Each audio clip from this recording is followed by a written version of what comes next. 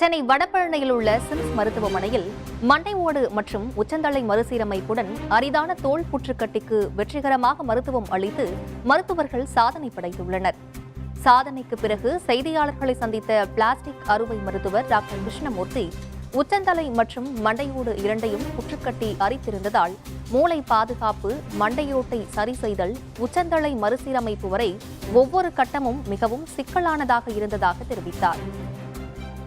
ஒரு நெற்றியில் முன் ஸ்கால்பில் சொல்லும் தலையில் புற்றுநோயுடன் வந்தார். அதற்கு பெயர் டெர்மட்டோஃபைப்ரோசார்கோமா புற்றுபிரான்ஸ். அந்த புற்றுக்கட்டி அந்த இடத்தில் மாற்றம்தான் வளர்ச்சி அடையும். அது தலைக்கு மேலே ஒரு 2 இன்ச்சும் தலைக்கு உள்ள போனையும் அந்த பிரெயின் மேலே இருக்க கவரையும் அரித்திருந்தது. அதற்கு முதல் கட்ட ஆப்ரேஷன் பண்ணி கட்டியை எடுத்துவிட்டு மாற்றுத்தோல் ஸ்கல்லை ரீகன்ஸ்ட்ரக்ட் பண்ணி மாற்றுத்தோல் அறுவையும் செய்தோம். அந்த கட்டியை எடுத்ததுனால ஃபோர்ஹெட்டில் முடியுடன் கூடிய ஸ்கால்ப் ஸ்கின்னும் நடுவில் முடி இல்லாத கிராஃப்டட் ஸ்கின்னும் இருந்தது. அதையெல்லாம் அகற்றுவதற்கோசம் டிஷ்யூ எக்ஸ்பேண்டருங்கிற கருவியை யூஸ் பண்ணினோம். இது மாதிரி டிஷ்யூ எக்ஸ்பேண்டரை எடுத்துகிட்டு இம்ப்ளான்ட் எக்ஸிட் சொல்லார்கள்.